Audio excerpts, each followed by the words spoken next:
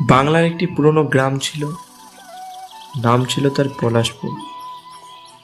গ্রামের মানুষেরা চাষবাস করে খুব আনন্দের সাথে তাদের জীবনযাপন করত।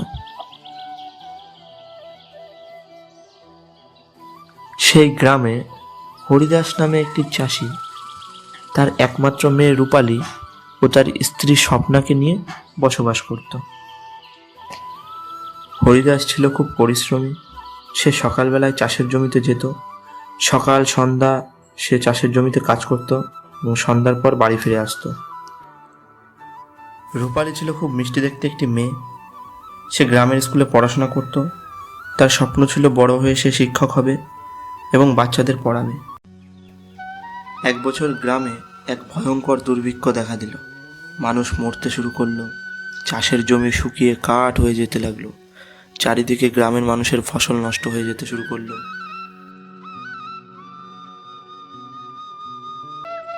হরিদাসের বাড়ি অন্ন সংকট দেখা দিল, চাল ডাল ফুরিয়ে আসতে লাগলো। হরিদাস এবার চিন্তায় পড়ে গেল যে সে এখন কি করবে। চারিদিকের যা অবস্থা, সমস্ত ফসল পুড়ে নষ্ট হয়ে গেছে। একদিন রূপালী তার বাবাকে বলল, বাবা, আমরা অন্য কিছু ভাবতে পারি না? শুধু ধান চাষ না করে আমরা যদি অন্য সবজি বা অন্য ফসল চাষ করি? হরিদাস প্রথমে একটু অবাক হলো, কিন্তু তার মেয়ের কথা সেদিন তার মনে দাগ কাটল।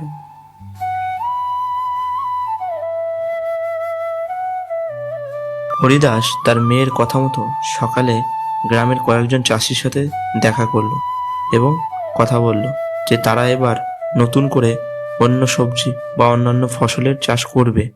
কিন্তু সমস্যা ছিল একটাই, সেটা ছিল জলের। জলের সমস্যা দূর করার জন্য রূপালী তার বাবাকে একটা বুদ্ধি দিল যে, বাবা, আমরা গ্রামের পুকুরগুলি পরিষ্কার করে তাতে আমরা বৃষ্টির জল আটকে রেখে সেই জল চাষের কাজে লাগাতে পারি না বাবা? তার মেয়ের কথা মতো হরিদাস গ্রামের কয়েকজন চাষিকে নিয়ে পুকুর পরিষ্কার করতে গেল।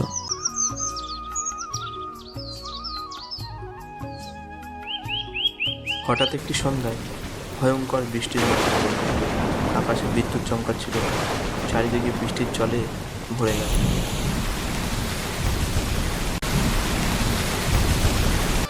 গ্রামের মানুষের মন আনন্দে ভরে উঠল। বৃষ্টির জলে পুকুর ভরে গেল। এটা দেখে গ্রামের মানুষেরা আনন্দে নাচতে শুরু করলো।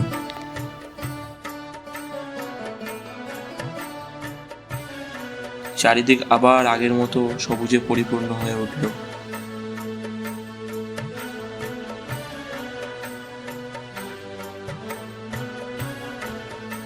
জলের সংকট মিটে যাওয়ার জন্য চাষিরা আবারও নতুন করে নতুন নতুন ফসল ফলালো।